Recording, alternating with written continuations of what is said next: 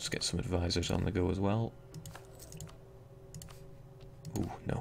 Prestige, yeah, bit harder to get, so you may just want those advisors. Not something I tend to go for before. Would Sang want a royal marriage? Well, who am I to deny?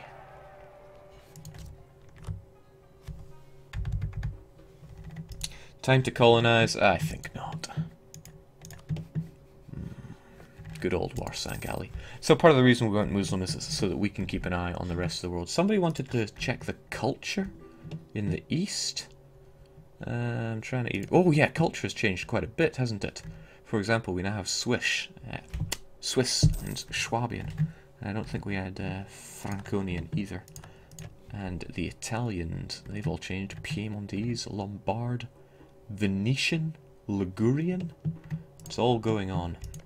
Maybe because somebody wanted to do terrible things to be in a certain multiplayer game. Pointic and Gothic. All part of the Greek group, but now we don't have a Greek Trebizond anymore. They are Greek Pointic. Lucky them. Not sure if there's anything else more specific you wanted to see, but if you do, then highlight me in the chat. Of course, apologies if I don't see it, but there is a lot to keep my eyes on right now. Jake, what's that princedom government type that Utsang have? They're a princedom, but they're a tribal monarchy. I believe it used to be a, was it a noble republic up here? Nope, it's been changed to the tribes up here. If you want to play a real monarchy up there, you're going to have to play as, what are they even called? Guj? Googie? So hard mode if you want to unite this as someone that doesn't have to further reform. Good luck with that.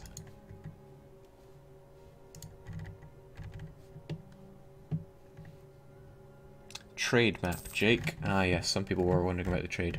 One of the big changes is Genoa is now an end trade node. So the Iberians no longer get a free pass on all that delicious trade, because the final stop is Genoa. Of course, in the end, it's not Genoa that controls a whole bunch of that. A lot of it comes down from whoever rocks Provence, and Aragon is going to have quite a lot to say in this, since they have an estuary and an important centre of trade there.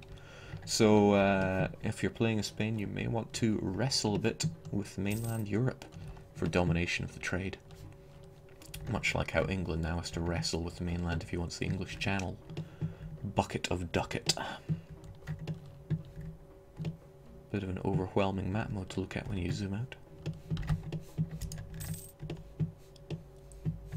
Jake, transform your great heir into a general. Ah, she's female, so she shall not be a general. Bit of an oversight on my part. Alright, Pegu, how much would you like to be part of my nation? Well, you just allied my ally, so I guess that's a no-go. Tangu allied Sweni and Mongyang, so they might be a little tricky to take down. But where's the fun in just accepting defeat? Tangu shall be ours. Now, declaring this war will decrease our karma by 25. So we're going to have to think about how we're going to offset that. Let's go to war and worry about the details later. Let there be war. That's right, we are not preparing for this in any way. Let's wait far too long before getting our units down there. We learned nothing from yesterday. Hopefully Langshan can pick up the slack.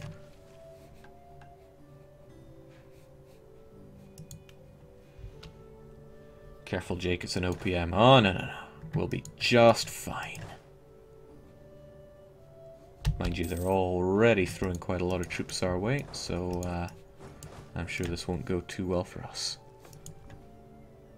3rd of February? Yeah, let's just fight in those mountains. Come on, bring your worst. Yeah, Mongyang knows better.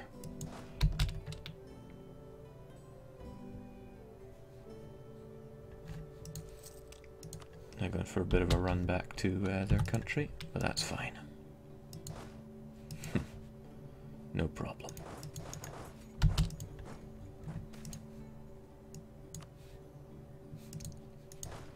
That said, we're already hemorrhaging money. I feel like overnight I forgot how to play this game.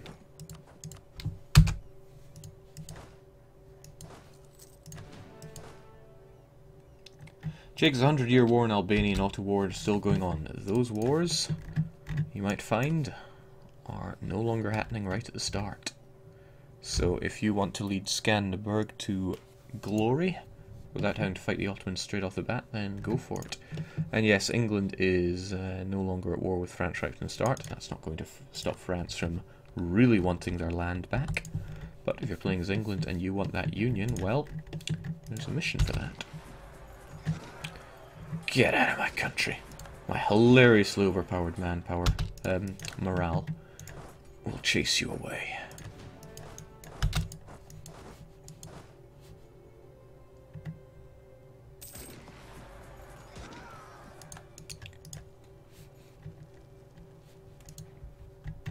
Unfortunately, Langshang helping us out over there. And since they got access through Ava, we also have it. So let's make a move on their capital. It's in jungle, so it should be nice and defendable for us. Yeah, no problem. Ah, see, they're even wasting their time on peasant rabble for us. It's like they want us to kill them. You know, we'll just arrive and pick off the winner.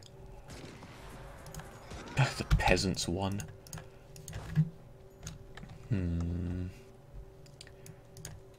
Now, unfortunately, they have a fort here, so we'll just settle down and nail it.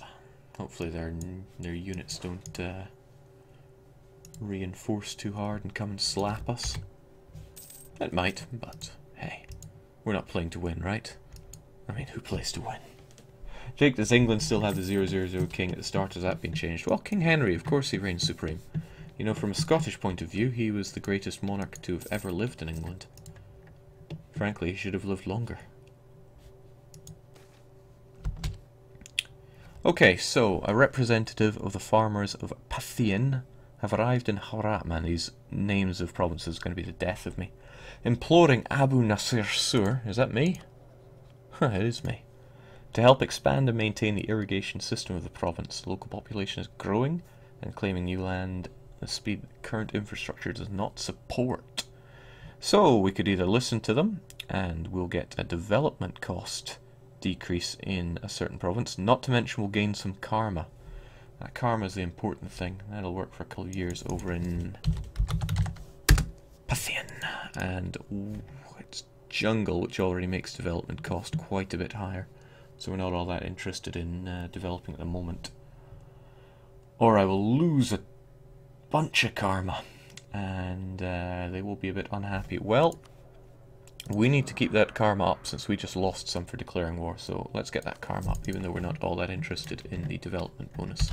Certainly would be if it was on something like grasslands or farmlands where it's not more expensive to develop.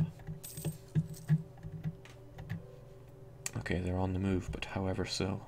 Looks like they want to take over some of my land. But too bad for them, the Buddhist parliament reigns supreme. Let's clear up a few of these guys.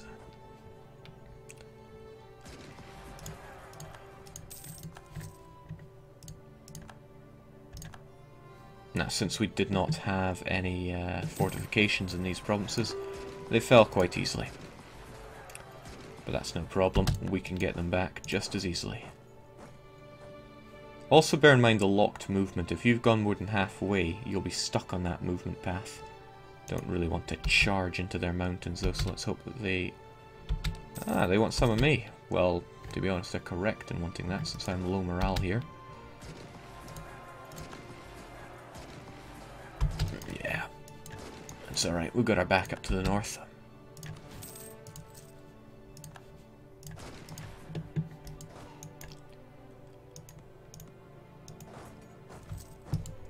Jake, would you kindly show us is the OPM island south to Timbers? Ah, you're talking about Hormuz.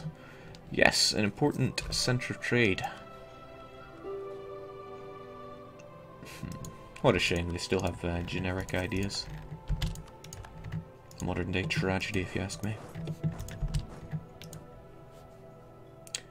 Alright, so Hishwani want out of this war, unsurprisingly. When you take the fort, that's a lot of the war score. And we should consider what we want to do to them. Unfortunately, it doesn't seem like we can punch any land out of them. But if we can get them out of the war. That's a whole bunch of troops we don't have to worry about.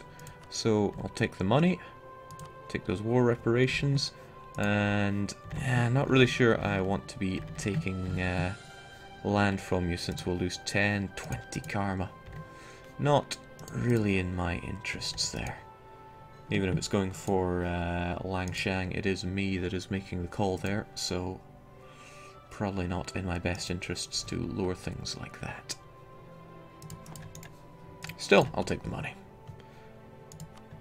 I mean, nobody can judge me for that, right? I'm also getting rid of your friends there. Cheers, big ears. Good. Our karma is still balanced, so to speak. So we get a lovely bonus to our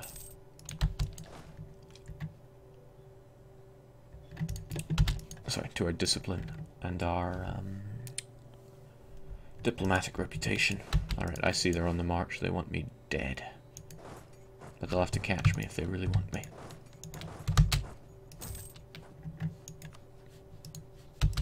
Oh, we've managed to grab the Mongyang capital as well, which means we have a ton of war score from them. Which means we could potentially release Dali, and we would gain a lot of karma. This will give Buddhist Parliament 32 karma. Come to think of it, I named myself a very misleading name. Kind of sounds like it's the Parliament itself that's growing in karma, but you live and learn. So since we took the fort, their zone of control is broken. We are free to expand like madmen. Unfortunately, they see me doing that and they are wanting to march back and have a say or two about that. Yeah, he does not like that one bit.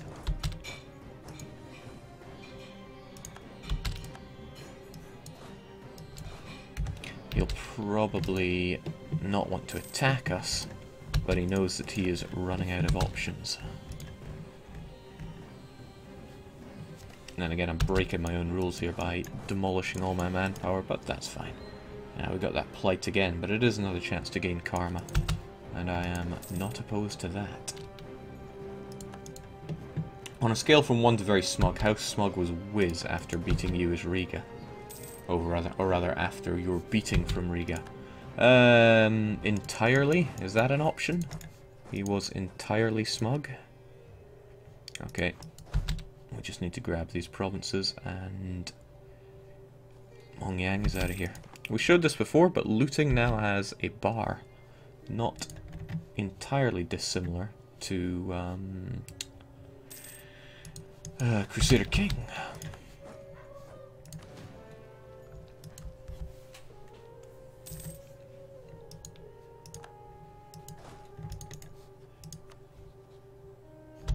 There we go. You are out of here. We're going to get Mongyang back, Dali back on the map. They've also got a special place in my heart, and we're going to gain a big old chunk of karma from that. Boom. See, now our karma is not balanced. We are too good, frankly. Now there's a notion I can get behind. I am too good. So we're no longer getting our bonus to discipline and to our diplomatic reputation. So let's be bad. Let's take Tangu all for ourselves.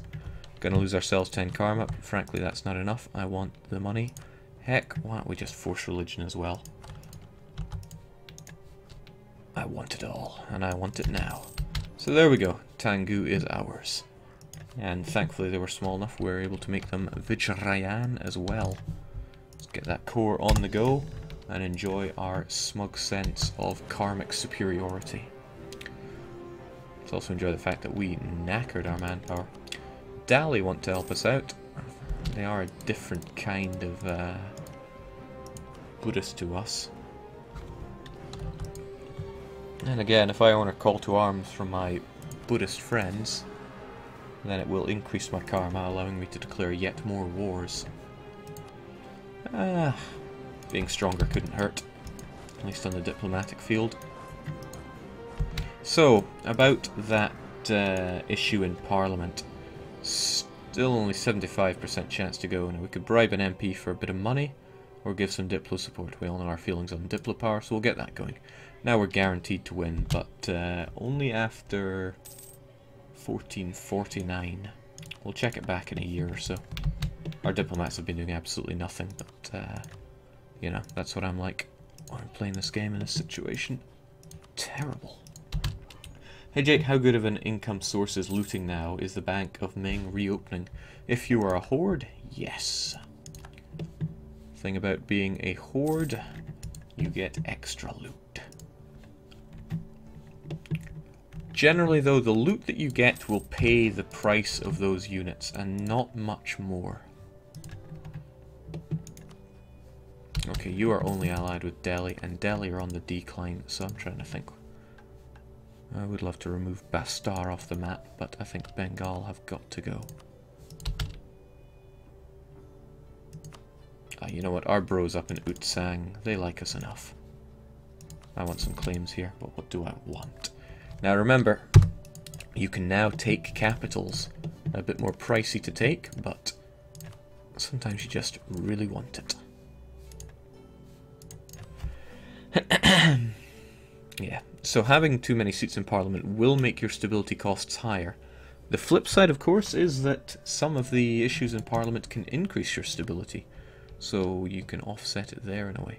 Right, so I just kind of want your capital, so I'm going to throw a claim down on that and sit back, enjoying being karmically balanced and slowly regaining my manpower.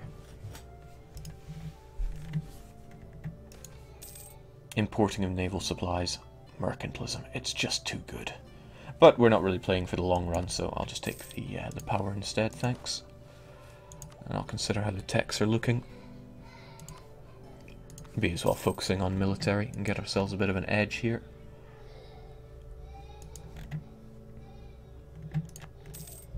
Now Tangu is quite handy in that it's in the zone of control of this fort, so even if rebels rise up, then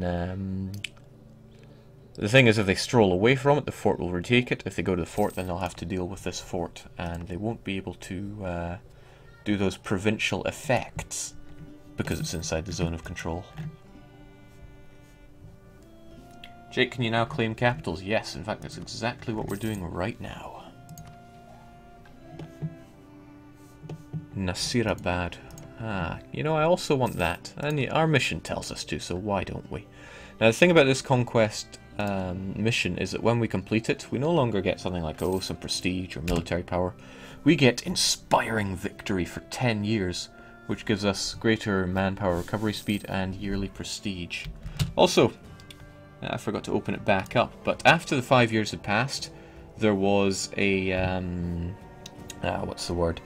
There was a message telling us that each month there is a percentage chance that it will be decided upon, and that's based on how much we managed to bribe. So we did, and Marak-U and Midnapur, they gained the base tax, and for the next 10 years build cost is cheaper. Sadly, the only thing we can build at this stage are forts, and, well, can't really afford them right now, so never mind that. Trouble is that there are these tropical provinces which make build cost and development a bit more expensive.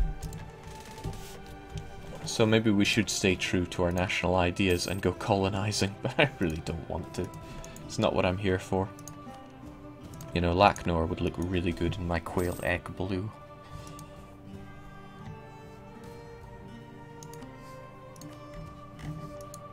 Jake, now that you can take any province without sieging it, can England do trade conflict on France and take a province? No! If you want to take a province, you have to take a fort inside that area. Okay. This looks like another Buddhism event. So, the emissary of one of our neighbouring countries has given an affront to the king by refusing to participate in a ceremony he was invited to attend. Abu Nasir Sur is furious, and while there can be some doubt as if the slight was deliberate or not, the public clearly see it as much. If we do not publicly condemn the ambassador, we risk losing faith. Face, rather. But faith as well, I suppose. Wow. That guy's getting a knuckle sandwich. Eat it, Toga boy. So, we can either lose some karma and gain diplomatic insult on somebody, or we can gain the karma and grab a bit of prestige. Now, it's hard to say whether it's always going to be good or bad one way or the other. If our karma was rock bottom, we'd always be wanting to gain the karma. But if we had too much karma from honouring calls to wars and all that, and we really, let's say, were integrating a vassal and we needed that diplomatic reputation, then we would actually want to lose the karma and then be able to go to war to lower it further. But since I plan to go to war, may as well take that karma for now. The prestige is a lovely added bonus. Jake, can you immediately issue a new edict as soon as the previous one passes in Parliament? Well, we have this one that's giving us an effect for 10 years, which means parliamentarians, the lazy buggers that they are taking a big old 10-year holiday. So the idea is once the bonus from the last one wears off, we'll get a new one on the go. Quarantine the port, let them die. So a quick glance over at Europe as our manpower slowly recovers. Granada have been reduced by only one province because Castile no longer starts with cores on them, making them a little less keen to go and snap them up in one go. If you wanted to get the Deconquista achievement, now is the time. Especially if you can instigate some infighting between the Iberian trio, or quartet if you count Navarra as one of them. Now, what's going on here? Why is Genoa on the rampage? Because they certainly are. The Burgundian conquest of Cologne doesn't seem to be going too well for them. Who knows? King of Burgundy may just die. Silesia is looking a little preoccupied by Brandenburg. Brandenburg are laying down the law on Bohemia. Good job there. Can't really see to the north. Serbia proving their dominance over in the Balkans. But Ragusa, I have every faith in them. They will smack them right out. Things not looking so shiny for the Golden Horde. They are being partitioned by Ryazan, Kazan, and Crimea. Wow. Golden Horde tried to take Ryazan, and Ryazan proved who is the mighty. Jake, is Burgundy in the Empire now? Good question, and the answer is nada. The capital is in Bourgogne, and yeah, tantalizingly they have Franche-Comté that is in the Empire, but no go for you. The Ottomans have stalled out a bit because Theodoro is going for gold. We'll see how long that lasts. Probably not very. And good to see Hormuz are still technically alive. Good luck, my man. Warsangali on the rampage as well. I know a certain Australian will be happy with that. The white elephant. What's that, Dali? You want a marriage? Well, our legitimacy is fine. And you are young, so sure, let's get friendly. You also allied Ming, which is good because Ming will either ally you or destroy you. Okay, so we've managed to get a hold of a holy white elephant, the symbol of royal justice and power and peace and prosperity. Let's get stable, and let's get militaristic. Now, since we have this, what can we do? Invite a Lama to settle in our country. We should invite a powerful Lama to settle in our capital. By patronizing the man and his future reincarnations, we may create a lasting legacy for our dynasty. Cost us a lot of prestige, but you know what? Why not? Also, I am loving that missionary strength, so I will be enforcing our heritage. The Lama and all of its reincarnations shall be ours. Malwa will join in here, which can be a pain since Malwa do love to tech up like crazy. But messenger returns. Our messenger from Tibet has returned with news of a powerful religious leader who has become interested in the cause of Abu Nasir Sur and his dynasty. If he is to come to Hawra, however, we must be able to do far more than just guarantee his safety. For the Lama to tie his destiny with ours, we must swear that he and his future incarnations will be given the proper respect and influence in our realm, and we will create a great monastery for him and his disciples. If we cannot make these guarantees, we'll have to contend ourselves with receiving a delegation of monks. I do love monks. And we'll get some stronger missionaries for a while. Sadly, the only land that we have to convert are the Bengalese lands that we have not yet wrestled from their dead hands. Or we can agree, we have to spend a lot of admin power. And a lot of ducats, and that damn Dalai Lama is going to be sucking up all the tax from Bengal Delta. And Bengal Delta makes us a lot of tax, since it's 9. But he does give us tolerance through faith and legitimacy for the rest of our lives, so I guess we are going to kiss his feet. Great monastery. This province is home to one of the greatest monasteries in our country. It will be a financial burden, but having the Lama on our side gives us a lovely little bonus. These are related to the new Buddhism events, and I'm loving it. Even though he did suck up a great chunk of our economy, I feel the need to get ourselves some mercenaries to hand. Dali will join us in the fight against Bengal, but nobody else seems that keen on it. My diplomatic reputation is helping, but it's not getting everyone on our side. Whereas you will have everybody join in. Well, Delhi, maybe not. They seem a bit tired from their own war. May take a while, so let's get another claim on the go. We'll get Sylhet going. Are there follow-up events, Jake? Well, I guess we're going to find out, aren't we?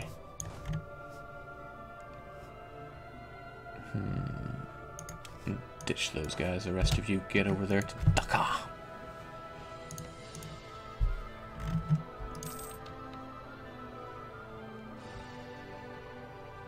It's a real shame that Utsang don't want to get involved. That would be a lovely meat shield. I mean, ally in this war.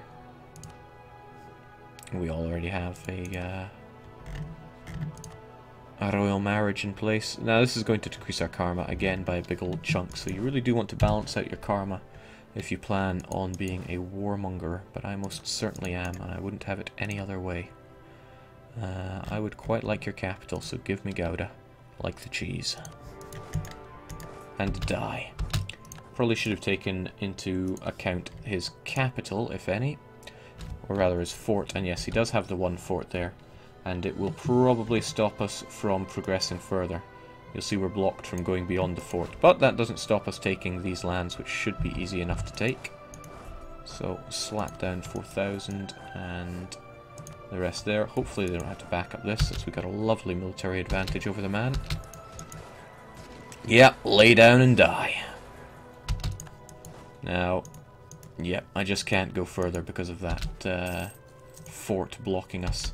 Actually, that's going to make things a little tricky for these. So, we'll get that siege on the go. The rest of our units are going to have to kind of hang back. Let's not grab any unnecessary attrition. And you have enough to keep that siege going, so there we go. Yeah, I want to try and conserve my manpower a bit better than I did last time, because I didn't conserve it so well. Jake Utsang have worthless land. They wouldn't be much of a meat shield. God, they are so close to wanting to join in. And that's even with our balanced karma giving us diplomatic reputation, so they're more likely to join in. Ah, what a pity. Okay, they have summoned quite the army on our borders, and we are hurting for the dosh here. Probably because we're trying to afford everything we can at once. But we have the backing of Dali, not to mention the Lama. So come and get some if you feel you're hard enough, and wow. That's quite the enemy army. If I were a cleverer man, I would probably raise war taxes and get more units on the go. But no.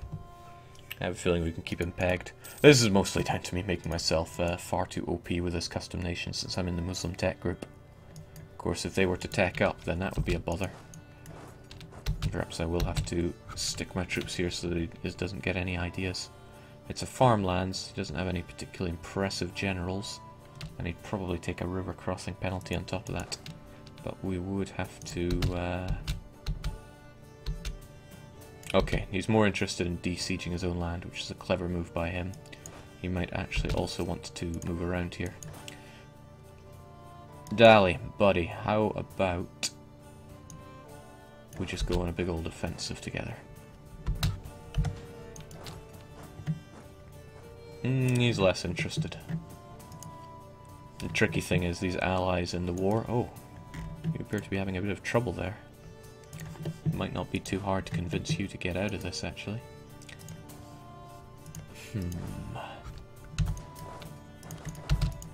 Yeah, we'll fully occupy him, see how he feels about that. He probably won't feel too good. And he'll try to focus on retaking his fort, which will take him a while. Also, because we took that fort, we were no longer stopped in moving along. Oh, he wants to come here? Sure, it's farmlands, but oh wow! That was a very tricky technique you did there. 2-on-1. I like it. But it wasn't good enough. Oh, that might be, though. Whew. Alright, sadly Koch is a troublemaker and decided to jump in. Oh no, it was Kachar.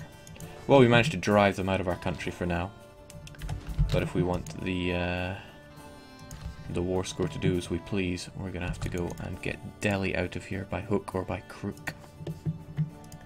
Jake, soon bird mana is full. It's got a wee while to go since we are an inferior tech group.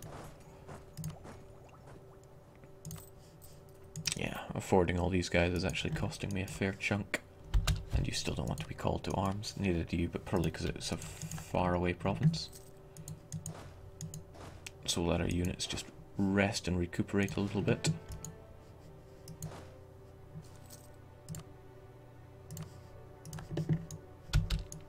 I'm a firm believer in getting the cavalry in on that as well.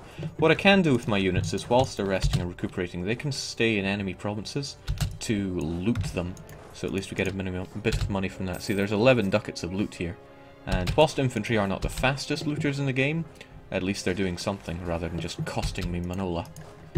So let us make haste to lay waste. Oh, hello Bengal. Nice to meet you. Come on then.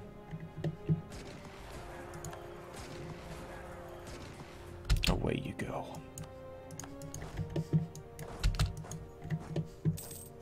Jake, are there any idea changes? You're going to have to be more specific than that, I'm afraid.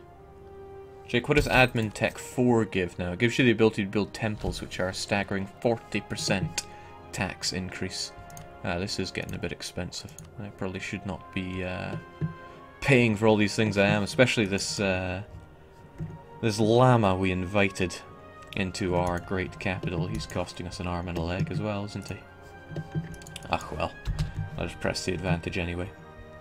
Now, Delhi, their capital might be here, but they don't have a fort on it, so it doesn't give us any zone of control things. What we'll have to do is push into the country through occupations if we want to make our way over there. But dealing with their capital fort would be too much of a bother, so I'm not going to worry about that. I will worry slightly about all this money that we're paying. Of course, I'm a fool. I forgot to disable a few of my forts here that don't matter, since nobody's sieging these down, so we'll just get rid of those.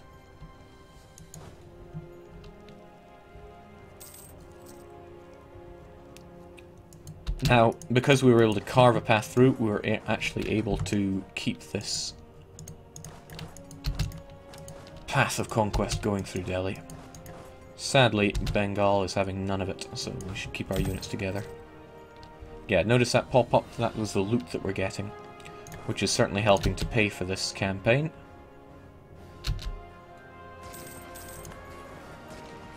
Now, you might have wondered, why did Batana suddenly stop being occupied? Also, I wonder, where are you running to? They have a fort in Lahore, which is using zone of control on all adjacent provinces. So even if I take this province, if I then leave, the garrison in this fort just goes out and secures it. So you cannot be quite so safe in that regard. It's a shame. I was hoping I could get Delhi out of this war, but they were not quite so keen on that. Where is he going to run to?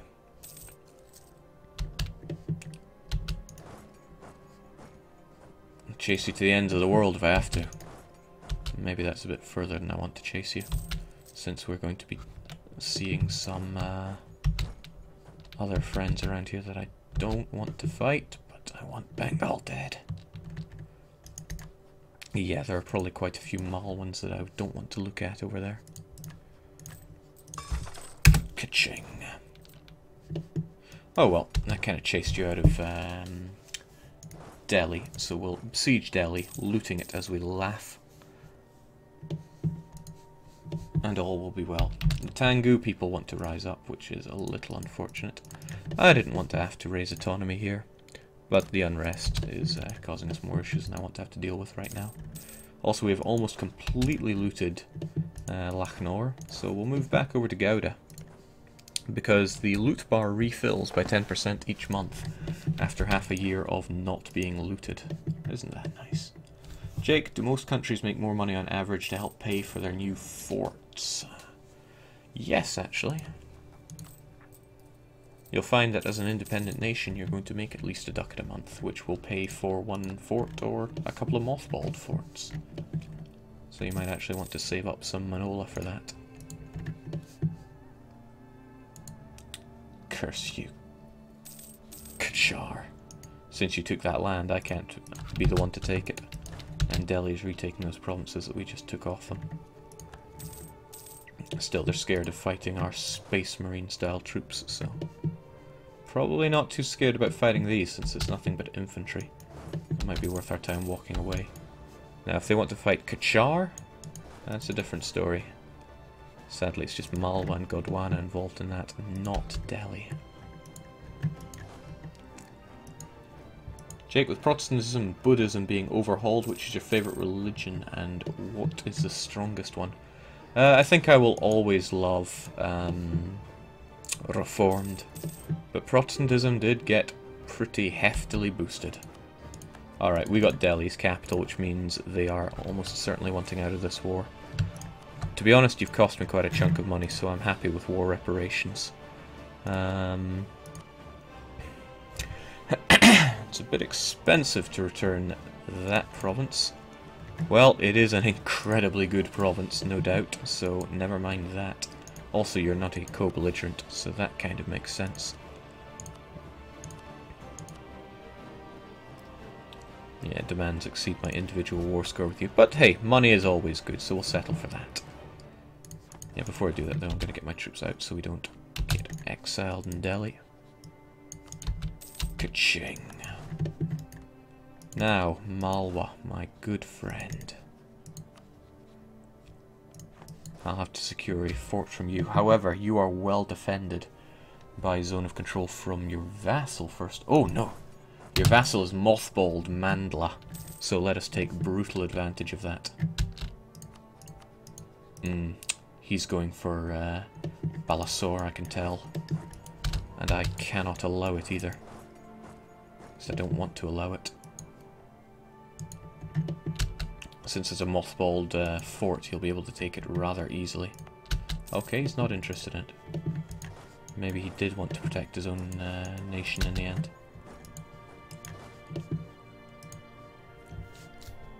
No, he doesn't know what he wants. But Mandla is mothballed, which means we can take it, but it's still very expensive as a province because it is a fortified province. So shame on you. Not quite enough to get you out of this war, but it's a good start. So, how do we go from here? Well,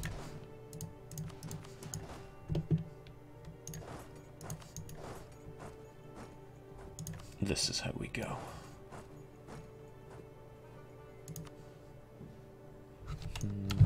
Probably do it like that.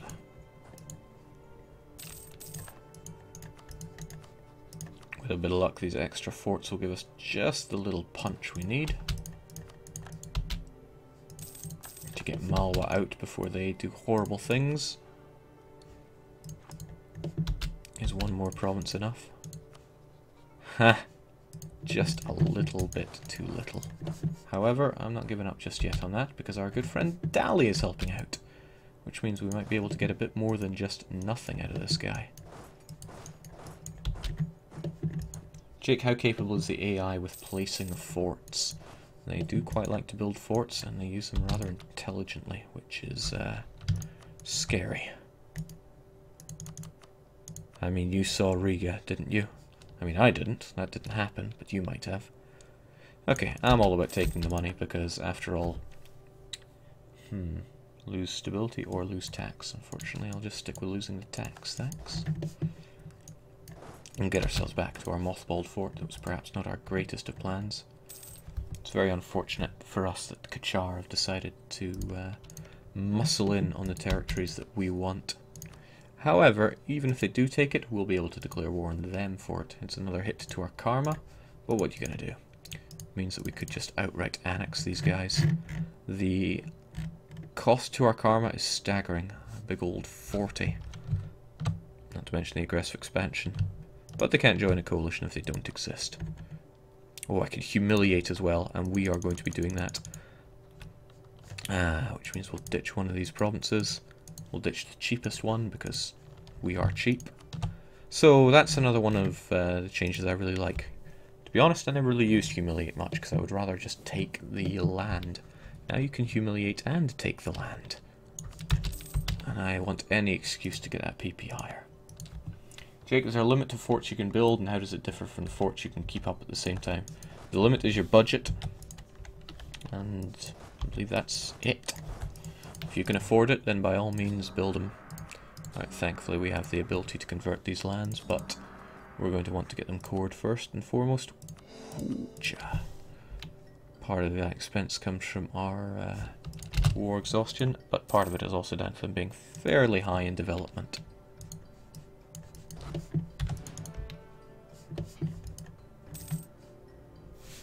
But grabbing all that money wasn't half bad. It's just 4 more years until we get a lovely Parliament bill to push through. I don't know what we'll choose just yet. How's our karma doing then? No bad effects, but we don't get the good effects right now. And if we declare war, that will put us into the bad effects of low discipline. Punishing you for being too violent. Your discipline will fall due to your lowered karma.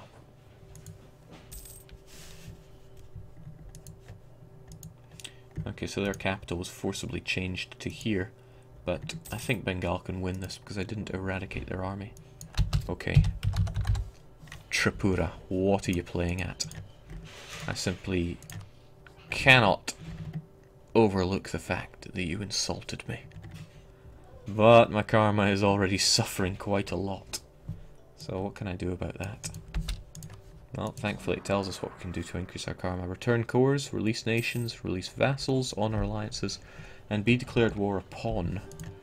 Well, I would be drowning in positive karma if this was the Livonian Order game that didn't happen. Oh, what a tragedy. Our heir falls ill. She breathes heavily.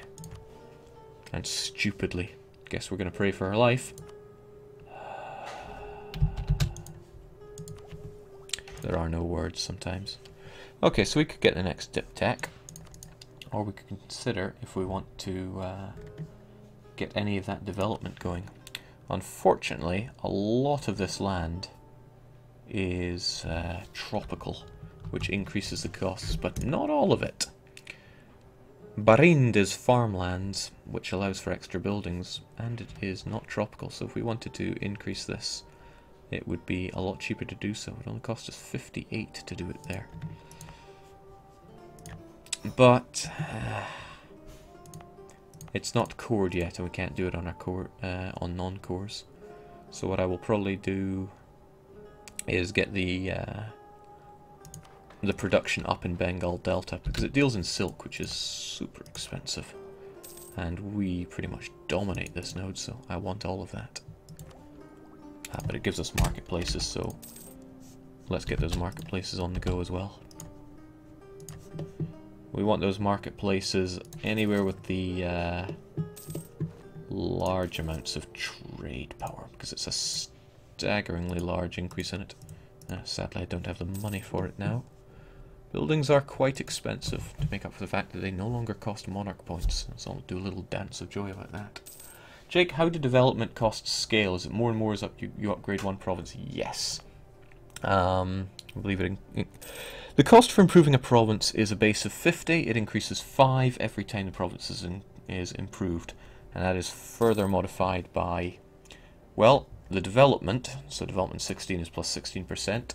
But if we had modifiers like on our capital, it's minus 10%, which is rather nice. Oh, and the Great Monastery reduces it. That's nice. It's very nice, in fact. Alright, Langshang. Let's get marrying. Okay. What's this telling us? Too few seats in Parliament. If the number of seats in Parliament drops too low, additional seats may be assigned automatically. Well, I like to live on the edge, so if we do get too big, we'll have it assigned randomly. I wonder if it is random. Probably best not to overthink that one. Alright, let's get with the conversions, and I really want to improve this province. Getting military tech is nice, but the next one is way ahead, so let's improve the manpower here. Now, as we get this development up, it will unlock more building slots, so if I end up wanting to have Barind as some kind of incredible economic centre for my country, then I certainly could, and it's a good province to do it since it's farmlands. Farmlands in general are the places for lots of buildings since you get +2. Grasslands are also quite good, they're +1. Something else is +1. Can't remember it off the top of my head.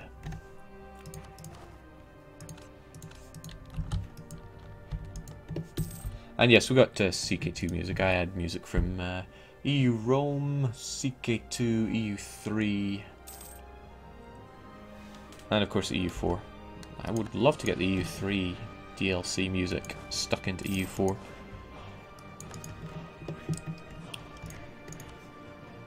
Unfortunately, you're still together with Langshan, who would join on your sides, not mine. Not that Langshan has been the greatest of allies ever.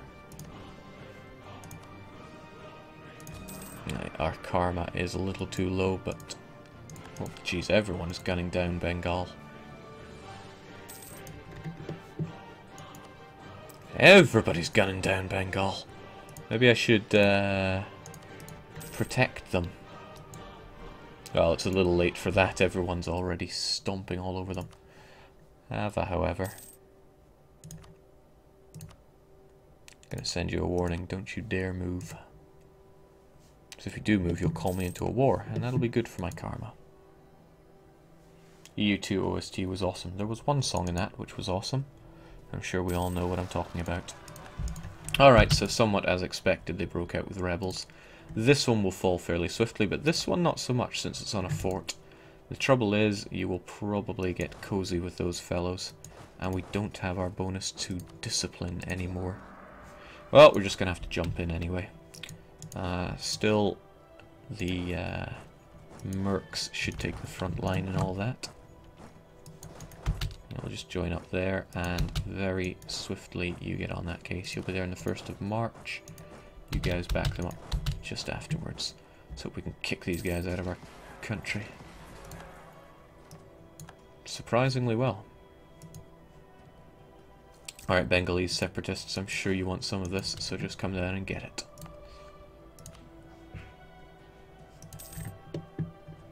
And they do, and they have no maneuver, and I believe that's a river crossing. I guess not, I guess we're on the north side. But they die. Partly down to us having so many bonuses to our morale, so go us, I guess. So, why did Birin just suddenly flip back? Well, it's because we have a fort here, and it's doing its whole zone of control malarkey.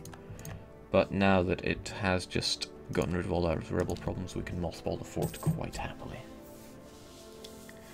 Jake, if you change your capital... wait, if you change capital spam, will you get a new fort each time? No. The fort from your capital is independent from forts that are there normally. Take our capital, Bengal Delta. It... excuse me. It has a level 1 fort, but not from the building slot. It just has it from the capital. If I move my capital to here, then we get a level capital here, and no such capital anymore in Bengal Delta. Pity for Bengal Delta, but hey. Mobile forts are not a thing yet here.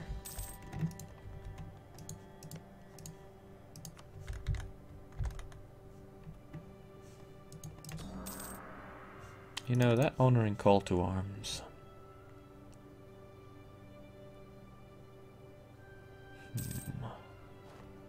Honouring alliances. It'd be nice if one of our allies were a bit more aggressive, but no, they're all too balanced. I guess we'll have to do the warring for them. Alright, no debates going on in Parliament. We could start one, and what would we get? Tech cost, development cost, that would be extremely good for a tall empire. Diplomats +1, which I love. Shipbuilding time, land maintenance and land attrition, not so keen on that one. Bagalpur. But there are a lot of different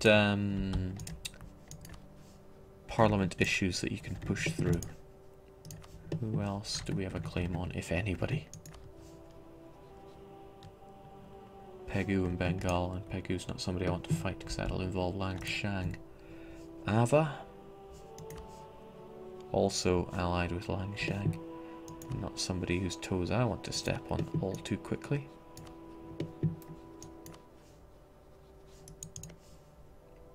Wouldn't mind a big old battle with Arisa. We have ambitions and we need to further them.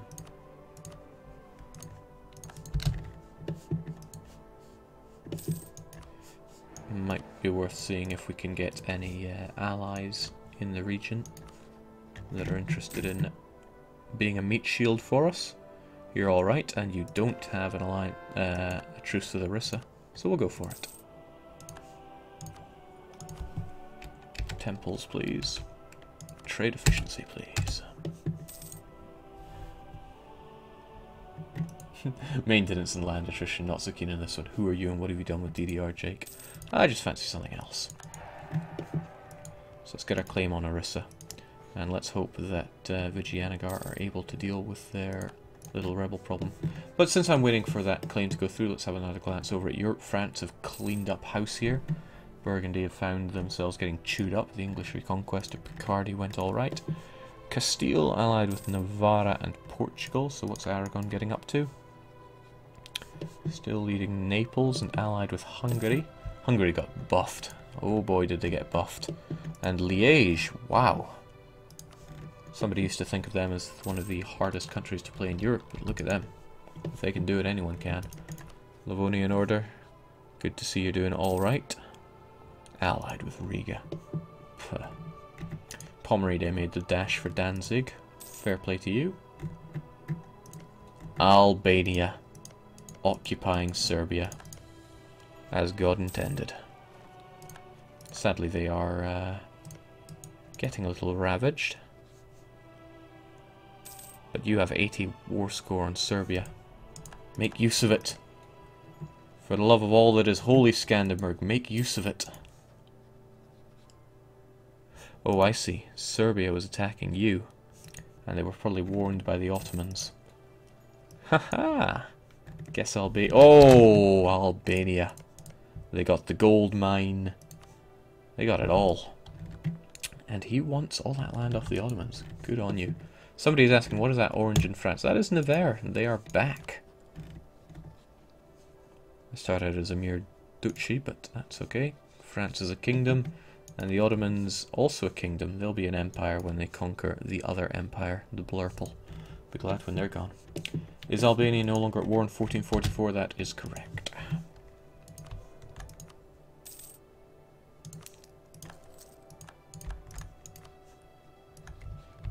Ayutthaya is gunning down Pegu. Well, Ayutthaya is pretty strong, aren't they? Alright, Vijayanagar doesn't want to get involved because of the debt, and I'm not about to pay off 600 ducady-doos of debt, because he just can't handle his rebels. Dali and Utsang, however, they'll back me up. They will be my glorious meat shields. I do want another claim or two. Valandu. The trouble is, when I declare this war, I am going to have such low karma that my troops will fight like dirt. Also, he got military tech 4, which is something of a concern. And if I'm rocking... Oh, what's this? Ah! It's a gain of 10 karma is what it is. You want me to help your fight against Bahmanas? Couldn't really care less about that war. But being able to offset my karma to the point that I could fight Arisa without any malice, that is an attractive proposal. God knows what Bahmanas want from me. Probably Madosh. Money and no treaties with Vijayanagar, and my money, well, I know that that isn't going to happen.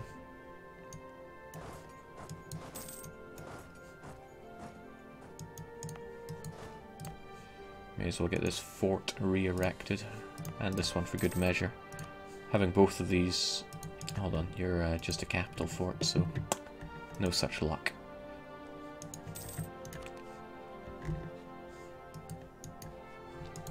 Jake, judging by the look of your nation in its current state, how would you like to have forts to be as effective as possible? Well, I like them here, since I know that unless they had access around here, they would be blocked at Balasore. In fact, they would have to take these provinces in order to even siege Balasore, and until they got through, they would not be able to advance further. So let's say, hypothetically, that my battle with Arisa was disastrous and I was forced to retreat. They could not chase and beat me down. They would have to get past this. And it's only hills, so I could regain my strength, kick them back out, and then pursue back down. They, on the other hand, what have they got? They've got a fort here. So in order for me to press further back this way, I will have to take it down. Same with Costa blocking me from getting here. But you know what, that's borderline acceptable. Not exactly bringing the greatest of armies here. But I still want you beaten up bad.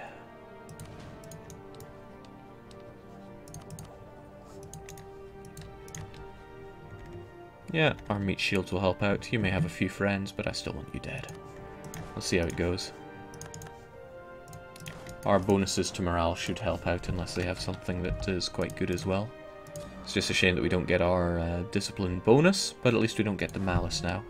So balancing karma is a lot like balancing your, what is it that the Sunnis, or rather all the Muslims get? The piety. Except this one you get both of the good things as long as you stay in the middle, and you'll get malices if you go one way too far or t'other. Alright, thankfully our morale just blows them away. Unfortunately, I'm paying no attention to naval matters. I think the actual problem is coming from... No, there are no problems here. Did I even lose a naval battle here? Or am I imagining things? Probably imagining things. What can I say? I'm a bit tired. Let's just leave those as they are. And yeah, so the fort is actually blocking us from making our way there. So how do we deal with this? Manpower isn't such an issue now. So I want your coastal provinces.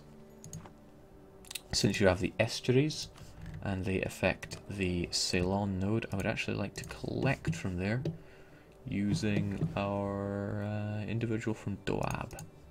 Oops. Or I will misclick like a fool. Because when I have these estuaries, I will have the power. The trade power. Alternatively, I could just beat you up.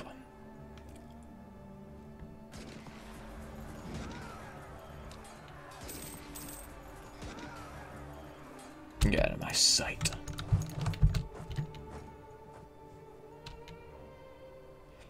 Now, sure enough, they're going to try and take my lands as well.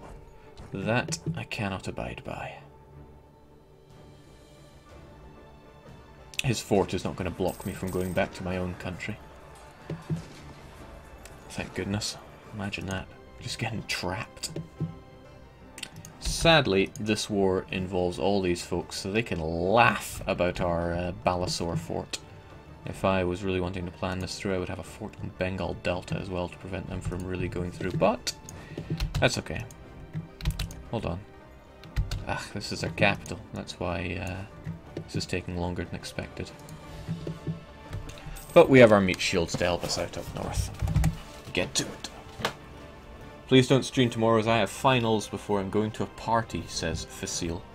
Well, one person out of 958, I'm sure I can bend to your will. The Buddhist parliament is ours. Now how do we deal with this situation, since we do have 2 fortifications that we're going to need to take down? Probably focus on... oh shoot. If we move away from here, this fort will use its zone of control to take the province. But I don't have enough troops to siege both at the same time. I'm gonna do something a bit risky and leave some units back there. They can't retake it if I leave some units to take care of it. However, could just walk in and smash those units. My allies are not helping too greatly. Sure hope Bachmanas don't want us, or want anything out of us. I'm going to enable this fort just in case they see it as an easy picking. I know I would. If I see somebody with a mothballed fort, I am going to take that mothballed fort. Jake is our second nation in Ceylon. Well spotted. We have Jaffna and Ceylon here on the island, and they have different religions, so if you really want to lead the Buddhist uprising of India as Ceylon, then you have my blessings. And you know what? Sinhalese national ideas. Oh yeah.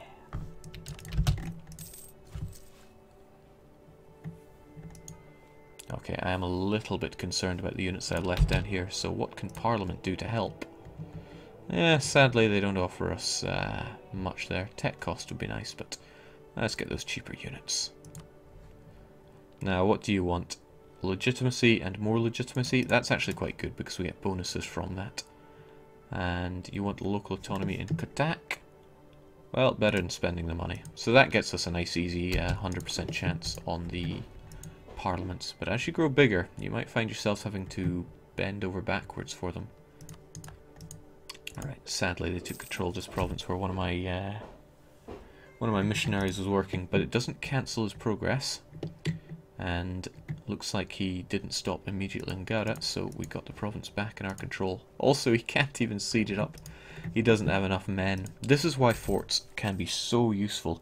They chew up a lot of men if you actually want to get them sieged up. Now look at all the troops he has to dedicate to, what's it called? Balsor. Gotta go have fun, Jake, in chat. Good evening. Well, farewell, Legendary Marvin. Always a pleasure to have you around. Now, they breached Balsor, which enables assaults now. You need to have a breach in order to launch an assault, now that forts are so important to the game.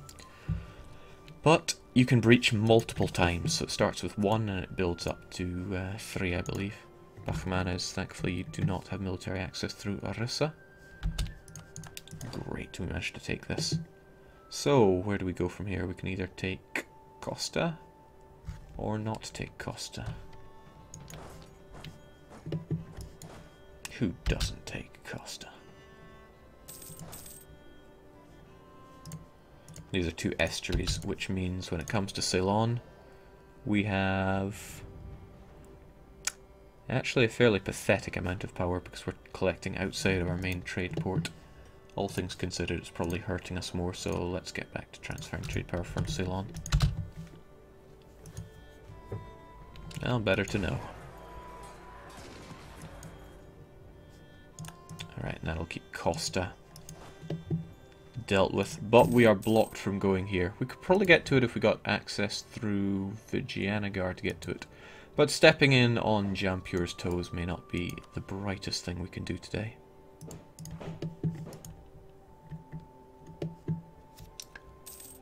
Fallout 4 and DDR Common Sense preview. My hype levels are reaching critical. Well, I'm glad you feel that way, Goosey. Remember, Common Sense is out June the 9th. Alright, they are making far too much progress on that fort over there. I cannot abide by it.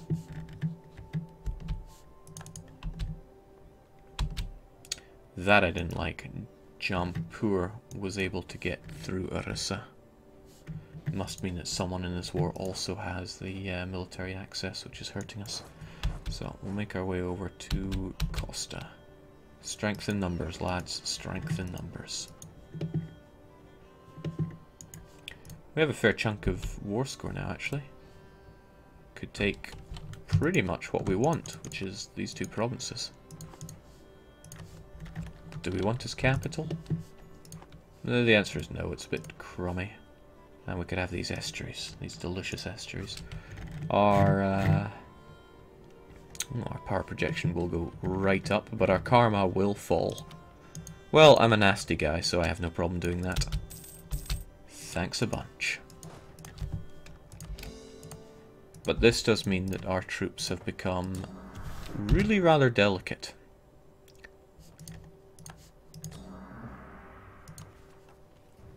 So what can we do about that? Well, we're at war, so we can't even release subjects. Come on, Bachmaners, let's face it, you've got this one.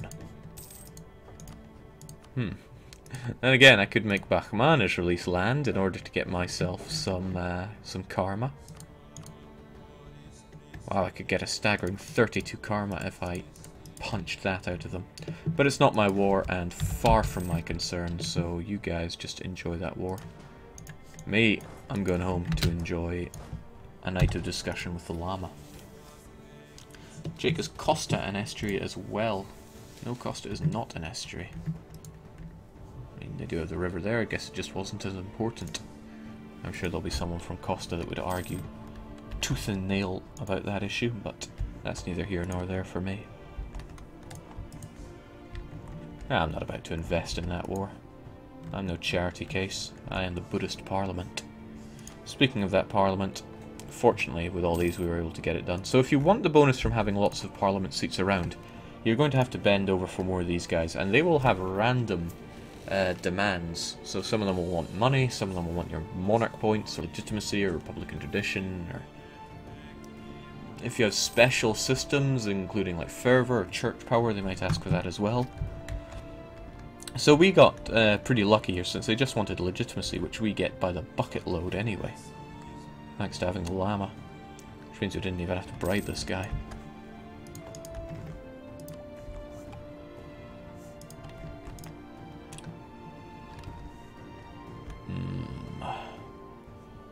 Part of me really wants to develop this province, since it is delicious farmlands, and we do have a glut of military power. So why not?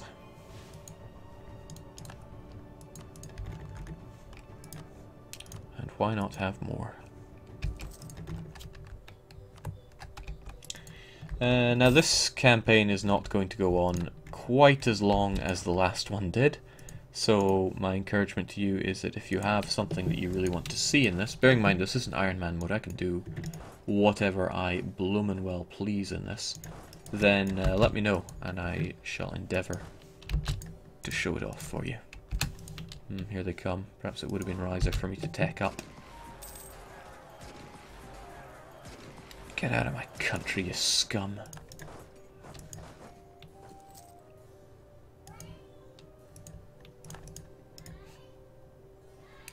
Fear me. Jake, question! Great! I love questions. What have you got? If the base tax of a province is increased by Parliament, does it make admin development there one level more expensive, as if you had developed it? Well, yes, it will add 1 to here, so it will become more expensive to core.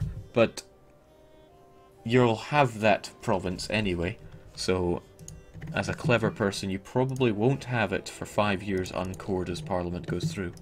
Not even sure if Parliament can affect non-cored provinces with that.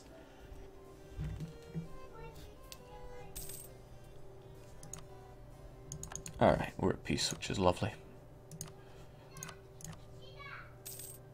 So if I wanted to release nations from myself, we would get 8 karma for it. Per province, I believe, so Golconda. Yeah, if I wanted to release Golconda, I'd be getting 8 karma for it. So if you do find that you take a lot of land, but you need to restore your karma somewhat, then you could release them. Yeah, we're fine. We're fine. Oh boy, the chat is redder than I can handle. Let's keep our eyes on Europe. Oh, Ragusa! Don't fight Albania. Oh, Albanian conquest of Ragusa, and they hold Ragusa. And Albania, Skanderberg is sending his right ball to take care of all of this.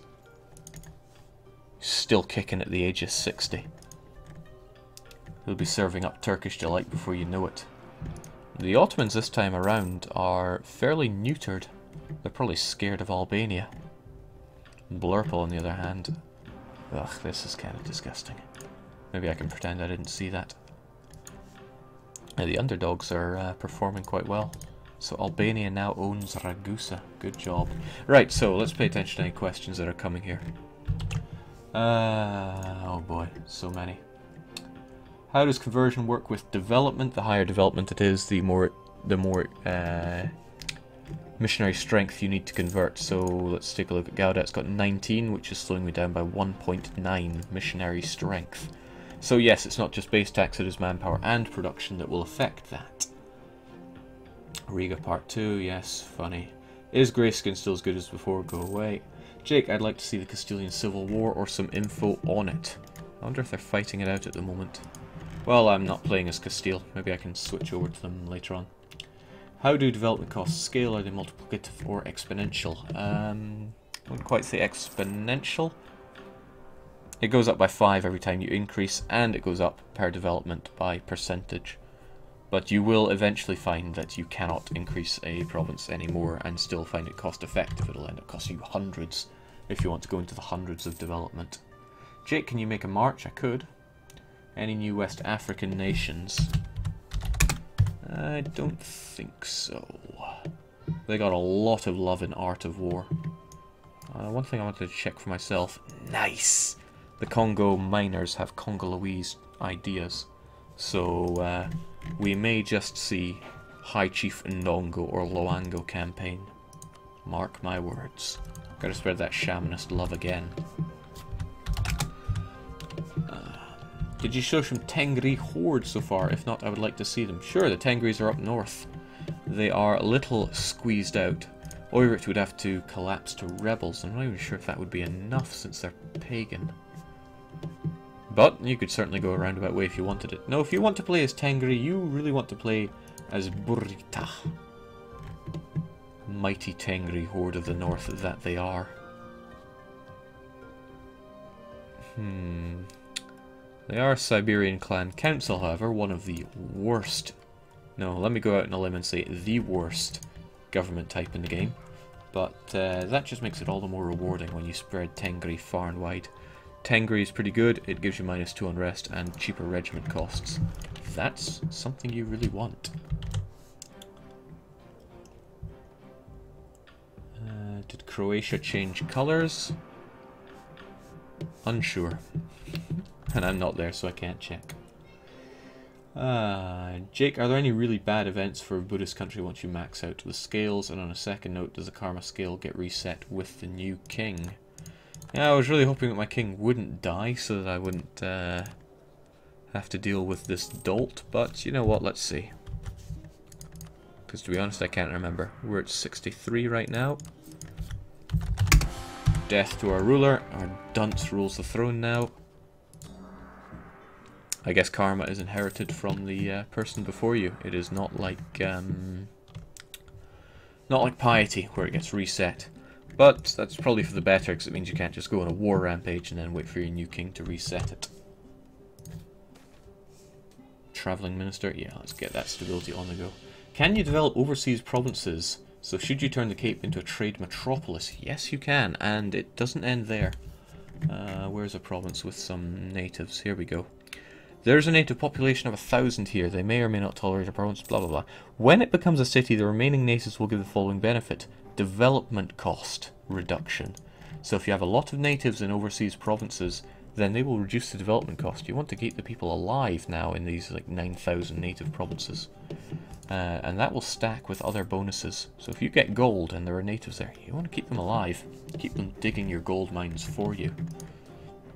It's not just me that thinks of it like that, right? Right? Neither of these have fortifications, so they may be quite vulnerable to the rebel outbreaks. Oh my, so many questions. I can't possibly answer them all, unfortunately.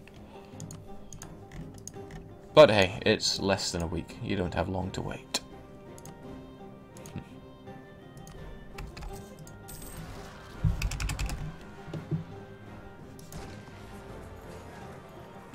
Morale is king, but unfortunately I'm getting my butt kicked here.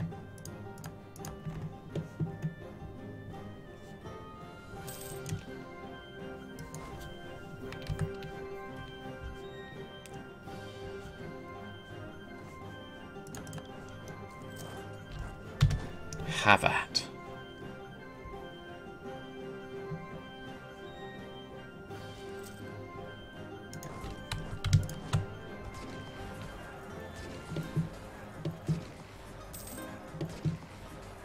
I knew it all along. Besides, now our friend can deal with those rebs. And since it's on a fort, then they'll have their work cut out for them sieging that up. Huh. Guess not. Did they have it mothballed? In that case, I want my troops back together again, please. Jake, could you check if Champa and Mutapa got their own ideas, or will we have to wait? Ooh. Alright. Champa. Light ship combat ability and yearly naval tradition. Naval force limit. Okay, I'm getting a sense of something naval here. Tolerance to true faith +2. Light ship cost -20%. Trade power, settler increase. Ooh, improve relations, huh? That, I remember getting gypped out in one of my campaigns because I didn't have enough of that. Trade income and fort defense. So, a lot to do with trading and your boats. Not bad. Can you tell us what you plan on doing next as you did with Athens? Let me try to reread that so I can make sense of it. Can you tell us what you plan on playing next as you did with Athens? Okay, so you want to know my next proper campaign. I am strongly considering playing as Sari Gyogir, because I do love hordes, and now I can play with Buddhist mechanics. Vajrayana ones, so you get the bonus to our... Words don't fail me now. Morale. Plus I love hordes, especially this one, since you never get to see them grow that big. Vasily Oirit though, and I might have to wait for Oirit to collapse. Yes, that is quite an idea for a common sense campaign. Jake, what are the Luca ideas? Did Luca get ideas?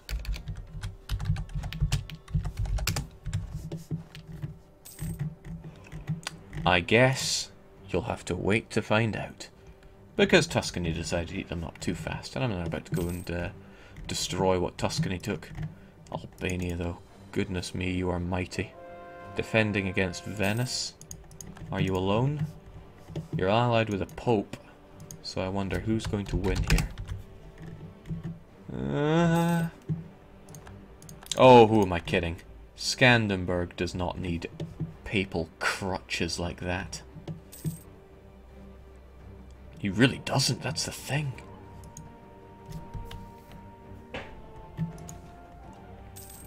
Minister resigns. What a terrible shame. We're going to lose karma over that. Representative farmers. Again, they're trying to bring down my development costs, but I'm just seeing it as a great way to gain that karma back. Jake, have ideas changed within the idea groups? That's way too broad a question for me to cover here. Jake, what's the thing in the Bengal area? The thing? The thing?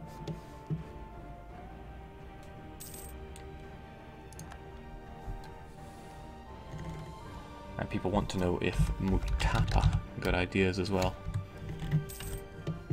Probably not. Yeah, they're stuck with generics. Sorry, Mutapa. Maybe next time. Come on, Skandenberg, you can do this. I have every faith in you.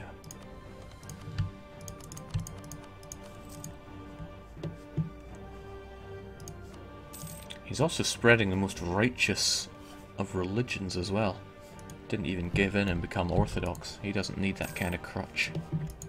And since he managed to take Dalmatia, he got a good chunk of war score from it because it's a fortified province. And him defending Ragusa helps with that as well. I wonder what he's all... Oh man, he's just invading. He is taking over. I am proud of you, my man, but that's where we're going to have to call it here. Sadly, this can't be an extortionately long and skillful Let's Play like the Livonian Order, because, would you believe it, I am a mere mortal and I do have work in the morning, so... Any more questions? Let's get them wrapped up before I head off to my bed. The thing in Bengal was your custom nation, that's right. I purposely went this way so that I could be a Buddhist nation with parliament mechanics. The parliament is closed up right now, but they're giving us great bonuses at the moment. making our troops cheaper and all that jazz. If you want a parliament, you are not limited to English parliament. There are other government types that grant it. I wish I could remember off the top of my head. I believe constitutional republic and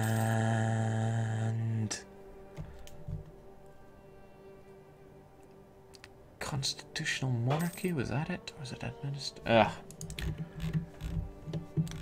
Yep, I definitely know this game inside out. I honestly can't remember, but there are others out there that have parliamentarian mechanics, so you're not limited to the English monarchy.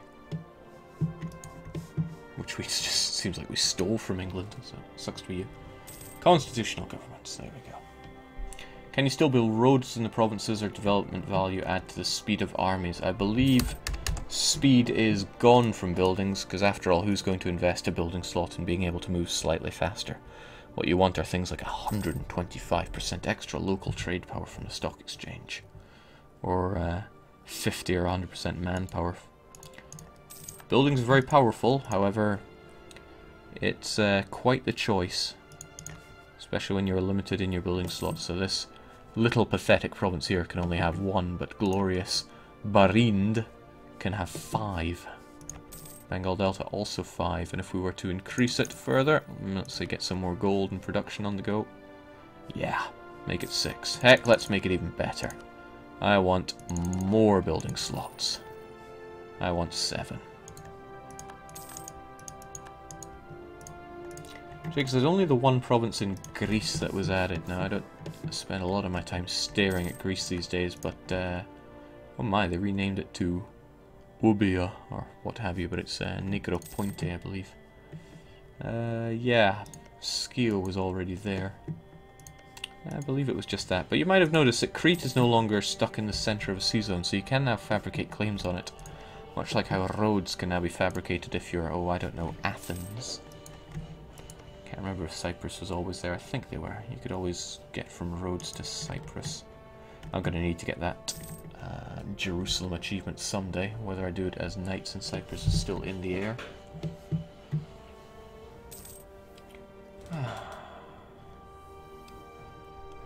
Alright, I think that's going to have to wrap it up. Is there much more to cover from Common Sense, and will I have the time tomorrow? That is a question. No guarantees for tomorrow then, but cheers everyone that joined in today and yesterday for the sneak peek at Common Sense. Yeah, those karma events are almost inspiring me to go back to war, but nah. Yeah, so cheers folks. Like I said, Common Sense is out. Words failing me, but it's getting late. It is out in less than a week, so look forward to seeing you on the battlefield. As for now, have a wonderful night, and you already know what not to settle for. Greyskin, nowhere and never. Good night, folks. Cheerio.